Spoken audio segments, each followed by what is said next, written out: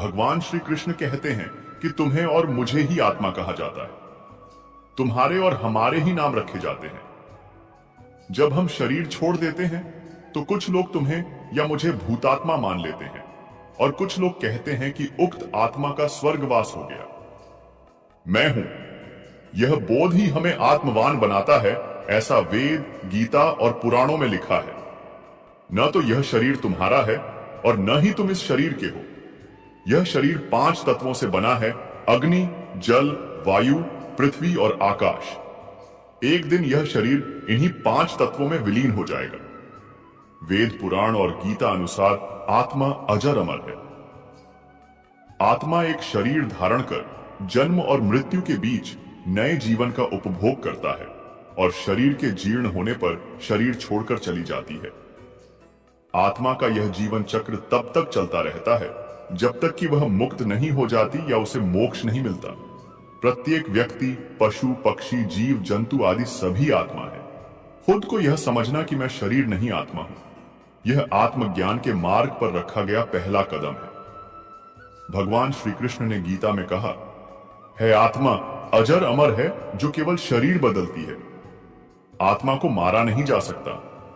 जिस प्रकार पुराने कपड़ों को उतारकर मनुष्य नए कपड़ों को धारण करता है, उसी तरह आत्मा भी एक समय अवधि के बाद एक नया शरीर धारण करती है।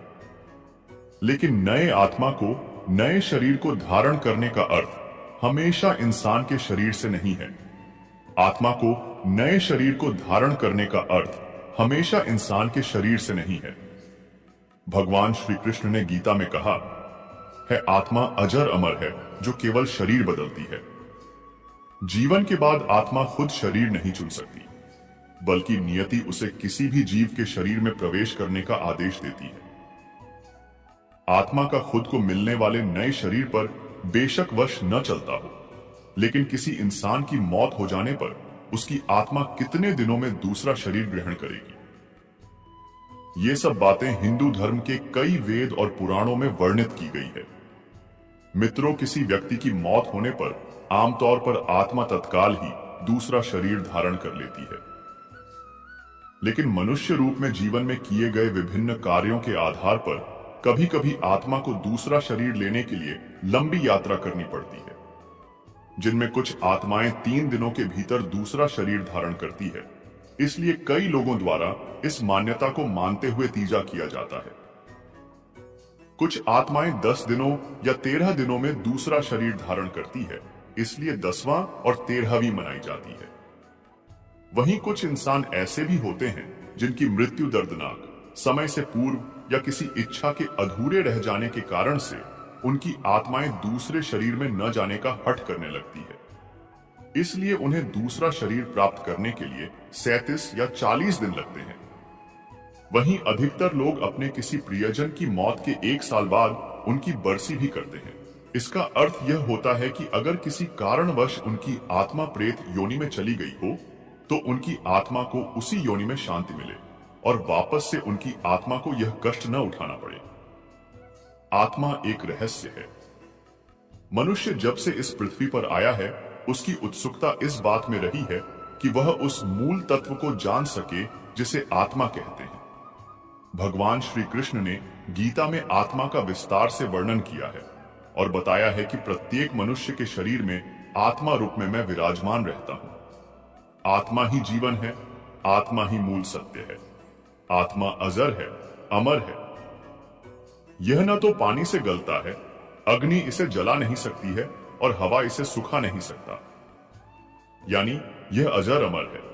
आप कहेंगे कि लोग तो 50-55 साल में ही मृत्यु को प्राप्त हो जाते हैं।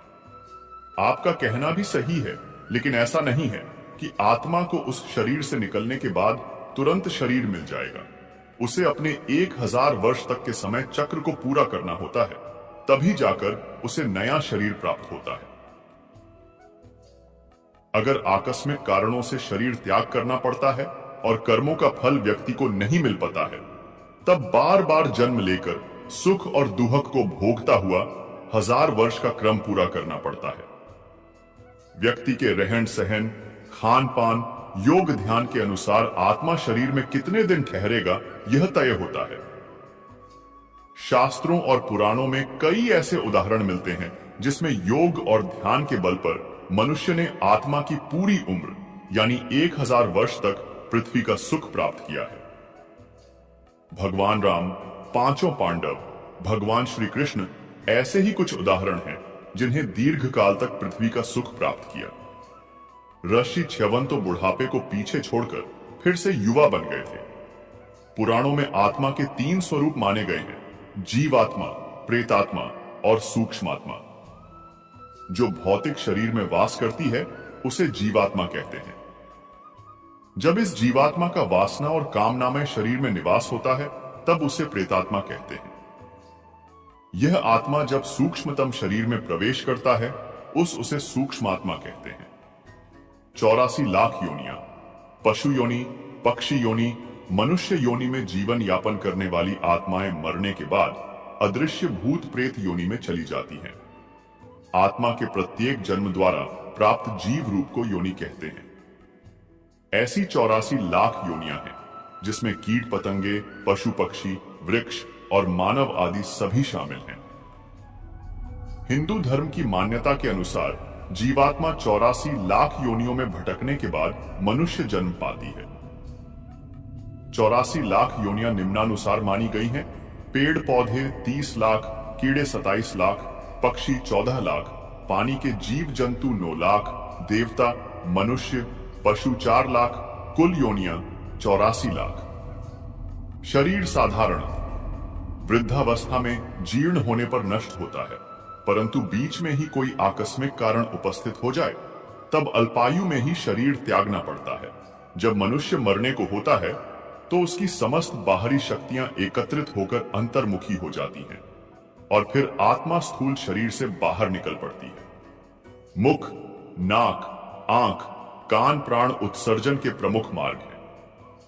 दुष्ट वृत्ति के लोगों के प्राण मल मूत्रों के मार्ग से निकलते देखे गए हैं। योगी और सत्कर्म में रत आत्मा ब्रह्म रंध्र से प्राण त्याग करती है।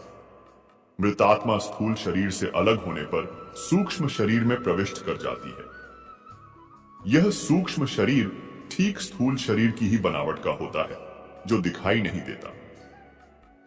खुद मृतात्मा को भी इस शरीर के होने की बस अनुभूति होती है, लेकिन कुछ आत्माएं ही इस शरीर को देख पाती हैं।